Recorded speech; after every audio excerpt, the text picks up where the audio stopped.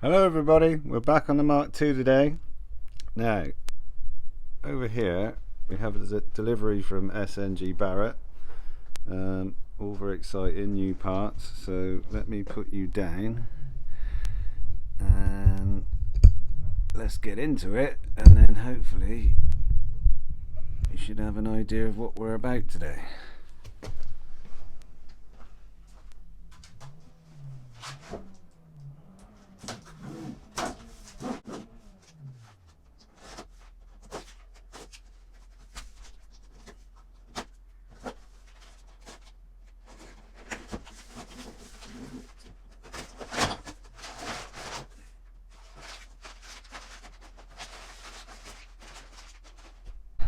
So it appears we have a downpipe, nice brand new stainless steel, some sealing rings, and most importantly these exhaust flanges. I didn't even know they were readily available, and they're not that expensive either. I think they're $6.50 each plus VAT, so well worth getting them. Now, I know what you're saying. One downpipe does not a Mark II exhaust make, so what I need to show you is over here we have a complete Mark II exhaust in stock, second hand. No, nice eBay special. I think the chap had upgraded to a sports exhaust or something, so I snapped this up quite a while ago. So I think you get the picture. We're playing exhaust today. I have been busy cleaning under the floor where the heat shields go. Also found all the heat shields and de-rusted them and painted them and all that jazz. So hopefully it should just be a fairly straightforward case of finding all the hangers and bolting it up. Let's see how it goes. Okay guys, so we've hit our first problem. Originally these manifolds would have all had studs like this fella here.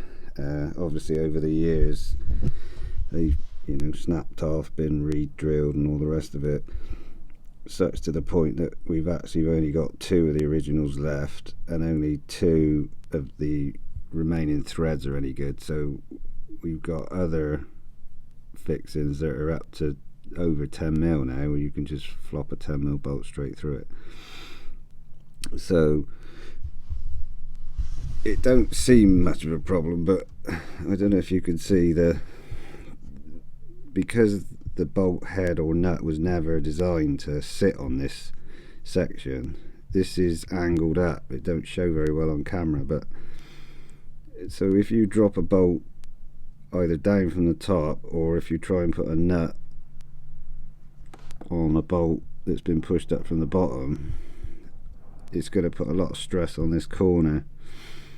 So your options are put a smaller bolt in and just whiz the side of the bolt or nut off, and I'll show you one of those repairs in a minute. Or you can drill it out and tap it to the next size, but like I say, we're already too big, and our the meat round on this corner is getting thinner and thinner. Let me show you this. This is a typical 1970s repair. So that's what they done. So they put a smaller bolt in through the hole, whether they need to drill it out or what, we will never know. And then they probably sneaked filed a bit of the flat off, sunk it in, and that's fine. I mean, that's a typical dad's got to get to work on Monday morning 1970s repair. But obviously it's not ideal. So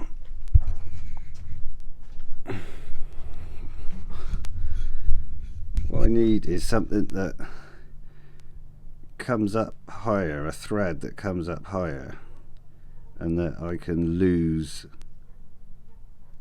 the corner of the nut. But the problem is with a standard size nut, by the time you've ground away what you want to grind away, there's nothing left of the nut. So what I come up with is I found that mini wheel nuts are 3/8 UNF. So what I've done is I've made my own notched nuts, if you like, pardon the expression, which is exactly what I want. So that relief there takes care of the, you know, the shape of the casting, and then up here, because it's a wheel nut and not just a regular 3/8 nut, you've actually got thicker wall than a standard nut. So, and what we're trying to do is make sure that as that screws up, that comes up nice and square, because that's the other problem you got with putting different bolts and stuff in it. Once that starts cocking off to one side, then when you tighten it out, the risk is you'll snap that casting off and then it's scrap. So chuffed with that, but like I say, you know, there's another afternoon gone sorting all this out. But right, that's a good shout. I can get on and hang the silencer now. Okay, we're back, we're on. We've got our modified nuts on there, we've got our the ones with the 2 good threads, we've got new bolts in, washers, new sealing rings.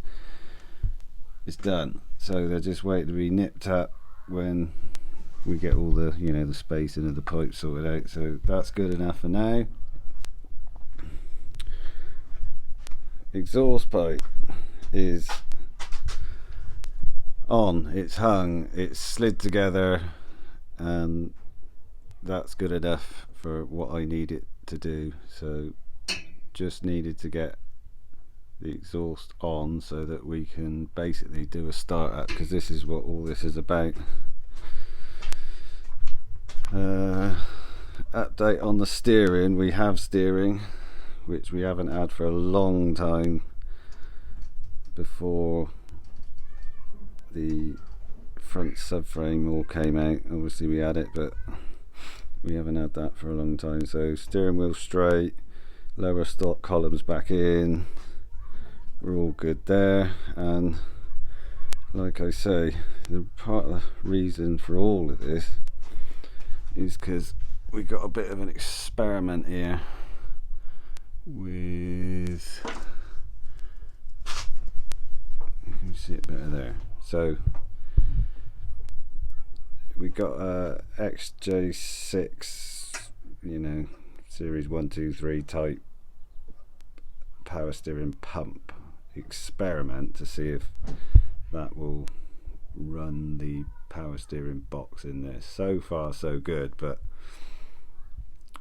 that'll be for another day when I get the engine running and see if it actually works, because there's no point in waffling on about it if it's a disaster. So the last thing that's going to hold us up on getting this started and running is cooling, radiator hoses. So as a sneak preview of what's coming up in the next one, we've got, I know it's new parts again, not like me, but we got a brand new rad. I'll tell you all about that in the next one. You might be surprised at where it come from and how much it was. If you're interested, we'll get all that wrapped up in the next video. Just like to say a massive thank you to anybody who subscribed. If you want to see another Mark II on the road, then keep up with that good work. Okay, that's it for this one. We'll catch you in the next one.